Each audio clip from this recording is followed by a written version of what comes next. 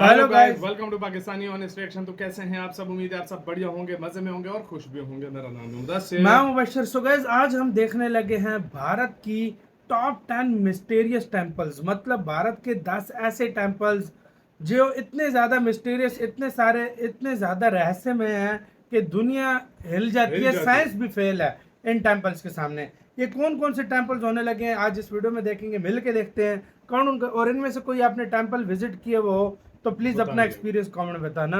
तो स्टार्ट। भारत में कुछ ऐसे महान मंदिर हैं जिनके बारे में वैज्ञानिक भी नहीं समझ पाए हैं। अंततः दूसरे देशों के लोग भी हमारे मंदिरों को देखकर आश्चर्यचकित हो जाते हैं और समझ नहीं पाते कि इनका निर्माण कैसे हुआ। दोस्तों, इस वीडियो को अंत तक देखें ताकि आप हमारे भारत के इन अद्भुत मंदिरों को देखने से न चूकें। साथ ही इस वीडियो को लाइक और शेयर करें, और अगर आपने अभी तक हमारे चैनल को सब्सक्राइब नहीं किया है तो अभी सब्सक्राइब करें। Konark sun temple. इस मंदिर को सिर्फ एक धार्मिक स्थल के रूप में नहीं बल्कि एक महान मशीन की तरह कल्पना कीजिए, वो भी एक विशाल चैरियट के आकार में जो सूर्य देवता के लिए बनाया गया था। यह मंदिर ओडिशा राज्य में स्थित है। कोणार्क सूर्य मंदिर। यह मंदिर 24 विशाल पत्थर के पहियों के साथ एक रथ के रूप में बना हुआ है। लेकिन ये पहिए सिर्फ सजावट के लिए नहीं है, ये असल में सन डायल्स की तरह काम करते हैं, यानी समय बताने के लिए इन्हें इस्तेमाल किया जाता है। इतनी बुद्धिमत्ता से यह मंदिर किसने बनवाया था? नरसिंह देव नाम के राजा ने। वो गंगा वंश के एक शक्तिशाली शासक थे। आज का ओडिशा राज्य उस समय यानी 1200 ईस्वी के आसपास कलिंग देश कहलाता था। नरसिंह देव सूर्य देव के बहुत बड़े भक्त थे। एक दिन जब मुस्लिम आक्रमणकारियों ने कलिंग देश पर आक्रमण किया, तब नरसिंह देव ने उन्हें पराजित करके एक बड़ी जीत हासिल की, और इस जीत को उन्होंने सूर्य देव की कृपा मानते हुए आभार स्वरूप इस कोणार्क सूर्य मंदिर का निर्माण करवाया। इस मंदिर को इस तरह ईस्ट फेसिंग बनाया गया कि सुबह का उगता हुआ सूरज सीधा गर्भगृह यानी गर्भगृह पर अपनी किरणें डाले। मंदिर के निर्माण में एक खास चीज का इस्तेमाल किया गया था, लोड स्टोन। ये एक प्राकृतिक मैग्नेटिक स्टोन होती है। इन चुंबकीय पत्थरों की सहायता से सूर्य भगवान की मूर्ति को गर्भगृह में फ्लोटिंग यानी हवा में तैरती हुई स्थिति में रखा गया था। सोचिए कितनी एडवांस टेक्नोलॉजी थी उस समय। यह सब उस समय के गौरव की निशानी है, लेकिन अब वो वैभव नहीं रहा। आज उस मंदिर में हवा में तैरती हुई सूर्य भगवान की मूर्ति भी नहीं है। समय के साथ साथ और दुश्मनों के हमलों के कारण इस मंदिर को काफी हद तक नष्ट कर दिया गया। क्या आप सोच सकते हैं 800 साल पहले हमारे पूर्वजों ने इतनी अद्भुत टेक्नोलॉजी कैसे विकसित की होगी? कमेंट में बताइए। बृहदीश्वरर टेम्पल। 1000 साल पहले कोई आधुनिक मशीनें या क्रेन नहीं थी। हालांकि उस समय 80 टन वजनी ग्रेनाइट पत्थर को 200 फीट की ऊंचाई पर रखना कैसे संभव था? इसका उत्तर अभी तक किसी इतिहासकार के पास नहीं है। इतना ही नहीं, इस मंदिर से जुड़ी कोई भी ब्लूप्रिंट्स या पुख्ता इंजीनियरिंग डिटेल्स आज तक नहीं मिली हैं। फिर भी उस भारी पत्थर को इतनी परफेक्ट तरीके से ऊंचाई तक पहुंचाया गया। कुछ सिद्धांतों के अनुसार चोल राजवंश ने 4 किलोमीटर लंबा एक इंक्लाइंड रैंप बनवाया था, और उसी रैंप के सहारे उस पत्थर को ऊपर ले जाया गया। लेकिन उस रैंप के भी आज तक कोई सबूत नहीं मिले हैं। अगर सोचें कि सैकड़ों मजदूरों ने उस पत्थर को ऊपर चढ़ाया तो भी वो काम लगभग असंभव लगता है। इतना ही नहीं, इस मंदिर की एक और खासियत है, इसमें कहीं भी सीमेंट का इस्तेमाल नहीं किया गया। बस पत्थरों को पत्थरों के साथ इंटरलॉक करके जोड़ा गया है। यही वजह है कि ये मंदिर इतने सालों से अर्थक्वेक्स, सुनामीज और भारी बारिश को सहन करते हुए आज भी मजबूती से खड़ा है। एक और रहस्य ये है कि इस मंदिर का गोपुरम दोपहर के समय धरती पर अपनी परछाई नहीं डालता, ऐसा बहुतों का मानना है। लेकिन असल में ये पूरी तरह से सच नहीं है। दोपहर में गोपुरम की छाया बहुत ही शॉर्ट होती है और मंदिर की संरचना में ही छुप जाती। इसके पीछे का साइंटिफिक रीजन ये है कि गोपुरम का एंगल ऑफ कंस्ट्रक्शन, उसकी दिशा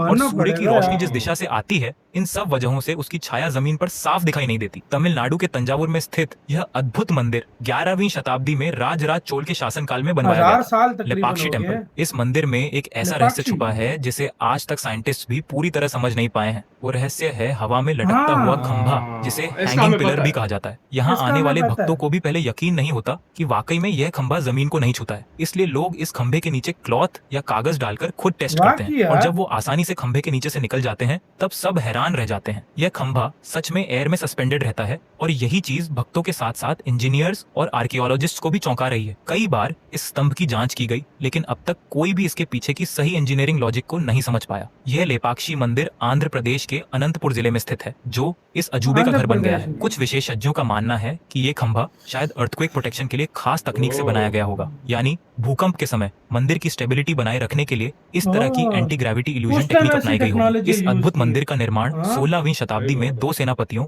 वीरन्ना और विरुपन्ना ने करवाया था। ये दोनों विजयनगरा एम्पायर के राजा अच्युत देव राय के लॉयल कमांडर्स थे।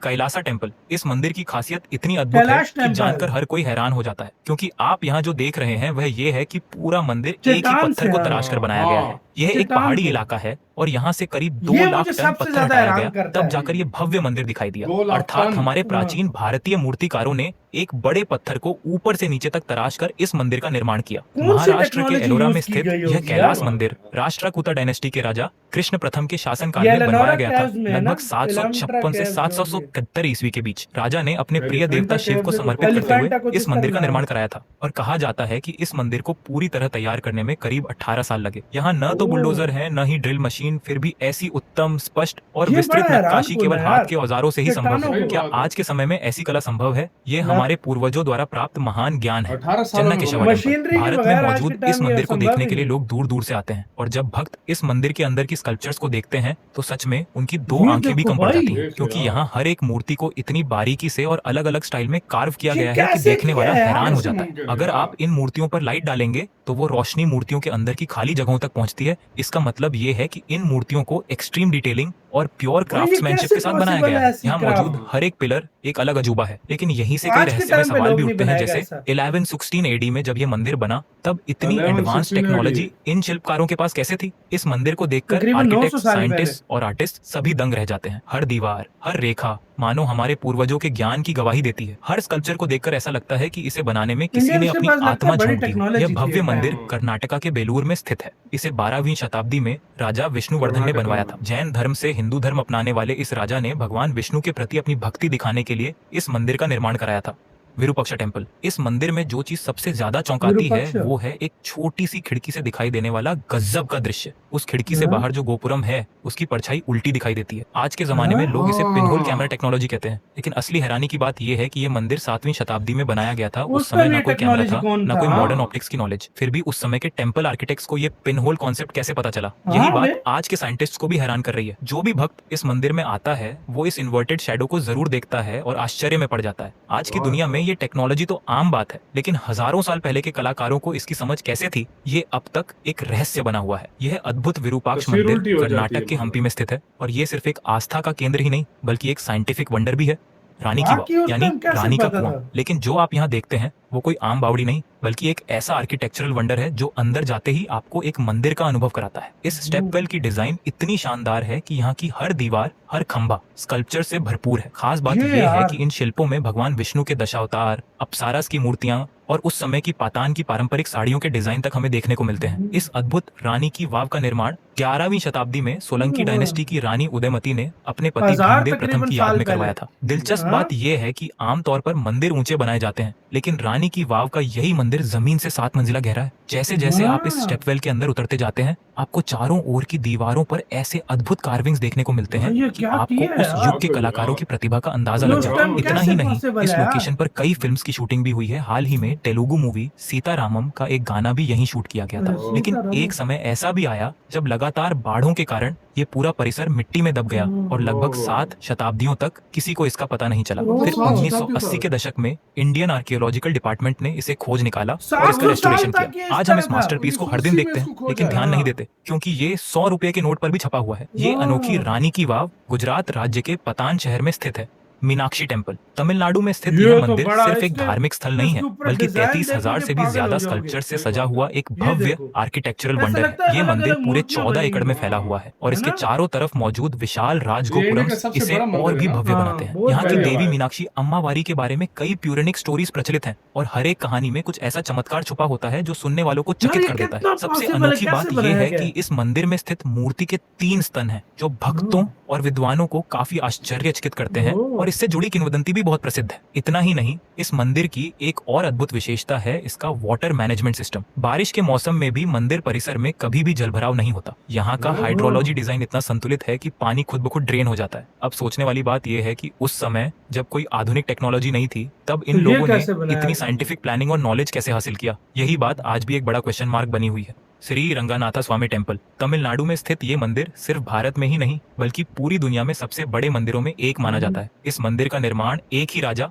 या एक ही समय में नहीं हुआ बल्कि यह शताब्दियों तक अलग अलग राजवंशों के योगदान से विकसित मतलब हुआ। सदियों पुराणों तक के बनता अनुसार रहा है। इस मंदिर का वर्तमान रूप मुख्य रूप से 9वीं से 17वीं शताब्दी के बीच चोल पांड्य, विजयनगर और नायक राजाओं के शासनकाल में अस्तित्व में आया। चोल वंश ने मंदिर के प्रमुख गोपुरम्स और प्राकारम्स के निर्माण में एक महत्वपूर्ण भूमिका निभाई। इस मंदिर में कुल 21 गोपुरम्स हैं, जिनमें से मुख्य राजगोपुरम की ऊंचाई लगभग 236 फीट है, जो इसे भारत का एक सबसे टॉलेस्ट टेम्पल टावर बनाता है। यहाँ पर भगवान श्री रंगनाथ स्वामी आदि शेषा पर लेटे हुए स्वरूप में भक्तों को दर्शन देते हैं और यह दृश्य अत्यंत शांतिपूर्ण और दिव्य होता है। हाल ही में हमारे प्रधानमंत्री नरेंद्र मोदी जी ने भी इस भव्य मंदिर को विजिट किया था। आमतौर पर हम मंदिरों को शहर के किनारे पर देखते हैं, लेकिन इस मंदिर में तो एक पूरा गांव मंदिर के अंदर ही बसा हुआ है। यानी यह मंदिर इतना विशाल है कि इसके अंदर रेजिडेंशियल एरिया भी शामिल है। ये मंदिर 2011 में दुनिया का सबसे अमीर मंदिर कहलाया। वजह क्या है? केरल के तिरुवनंतपुरम में स्थित इस मंदिर के नीचे 6 रहस्यमयी वॉल्ट्स कमरे पाए गए, जिन्हें A, B, C, D, E और F नाम दिया गया। सुप्रीम कोर्ट के आदेश पर 2011 में इन वॉल्ट्स में से B को छोड़कर बाकी सभी खोले गए और जो वहां से मिला वो सबको चौंका देने वाला था अनमोल खजाना। उस खजाने की अनुमानित कीमत थी लगभग 80 लाख करोड़ रुपए। इमेजिन करिए, इतना वेल्थ एक ही जगह पर, लेकिन वॉल्ट बी को अब तक नहीं खोला गया। क्यों? क्योंकि ये वॉल्ट नागबंधन नाम के एक पवित्र मंत्र शक्ति द्वारा सील किया गया है, जिसे प्राचीन ऋषियों द्वारा स्थापित किया गया था। इस दरवाजे पर 2 विशाल सर्पों की नक्काशी है और इसे बिना किसी ताले के एक भारी लोहे के दरवाजे से बंद किया गया है। स्थानीय मान्यताओं के अनुसार इस दरवाजे को खोलने के लिए एक विशेष गरुड़ मंत्र की आवश्यकता होती है और उस मंत्र का सही उच्चारण या विधि आज किसी को भी ज्ञात नहीं है। अब कुछ लोग कहते हैं कि आज की मॉडर्न टेक्नोलॉजी से इस दरवाजे को फोर्सफुली खोला जा सकता है, लेकिन ऐसा करने पर भारी विनाश डिस्ट्रक्शन होगा, ऐसा मानना है वहां के लोगों का। यही वजह है कि आज तक भी वॉल्ट भी नहीं खोला गया है। आखिरकार ये वॉल्ट भी कभी खुलेगा या नहीं, और अगर खुला तो वहां फिर से वेल्थ मिलेगा या कोई कर्स, शाप, ये तो सिर्फ समय ही बताएगा। अगर आपको ये रहस्यमयी जानकारी पसंद। वाह यार भाई, इंडिया के टेम्पल्स भाई, मैं हैरान इस पे हूँ। आज से हजारों साल पहले कोई इंडिया के पास ऐसे ही तो दुनिया में सोने की चिड़िया नहीं बोला जाता था, और बोला जाता था कि दुनिया का सुपर पावर था पास्ट में भारत, आज से 300-400 साल पहले, और मतलब हजारों साल पहले भी भाई। उस टाइम मैं हैरान हूँ, आज की जो साइंस भी ये चीज नहीं बता सकती, ऐसे काम हुआ। दुनिया की सबसे ओल्डेस्ट सिविलाइजेशन की बात की जाए, इजिप्ट और इंडिया की, ठीक है, ये सिंधु जो हिंदुइज्म में जिस तरीके से भी मतलब सारा है। इजिप्ट के पिरामिड्स का आज तक किसी को पता नहीं है, पत्थर कैसे लेकर गए, क्या किस और तरीके दूसरा से इंडिया बना, किस तरीका, और इंडिया दूसरा के मंदिरों का किसी को पता ही नहीं है कि किस तरह की टेक्नोलॉजी उधर क्या टेक्नोलॉजी है। आजकल के दौर में जदीद मशीनरी भी लगा लो ना, ऐसा नक्शो निगार नहीं बना सकते जो आज से पहले लोगों ने बनाया। नक्काशी जो उन लोगों ने पता जो मूर्तियां बनाई, सारा कुछ वो भी, कोई अलग टेक्नोलॉजी हो जो समय लेकिन के साथ गायब हो। पत्थरों को उस टाइम कौन काटता है? लेकिन शायद कोई उस टाइम ऐसी टेक्नोलॉजी इंडिया के राजाओं महाराजाओं के पास, जो गवर्नमेंट थी जो भी, उनके पास कोई ऐसी टेक्नोलॉजी हो जो आज वो गायब, टाइम समय के साथ गायब हो गई। यार वो कहते हैं ना कि आज से पहले के जो लोग थे ना, अब तुमने मोहनजोदड़ो और ये हड़प्पा, ये सिंध साइड पे देखा है? इधर कहते हैं निकासी का निजाम, जो कहते हैं निकासी का निजाम, नालियां, और वो मतलब जिस तरीके पानी के निजाम सारा, बाथरूम तक का वो सिस्टम, वो सारा कुछ उधर बना हुआ है। आज से पता नहीं कितने साल पहले वो कहाँ था, ये नहीं था भाई। वही मैं किसने सोचा था, लेकिन उधर है भाई। ये इंडिया देखो, पाकिस्तान ऐसा था ना, इंडिया का बात है, हिंदुस्तान था, पूरा हिंदुस्तान था, लेकिन उधर है सारा कुछ। आज भी हमारे जो पुराने 10 के नोट हैं उसके ऊपर उसकी तस्वीर बनी हुई है। सही बात है। और ये देखो बावली कैसी थी, मंदिर कैसे हैं भाई, और मंदिर में देखो परछाई पड़ती उल्टी हो जाती है पिक्चर। कैसे पता था उनको भाई? ये इंडिया में बहुत कुछ हुआ है जो हमें नहीं पता। आपकी क्या राय बताना, अपना बहुत ज्यादा ख्याल रखना था।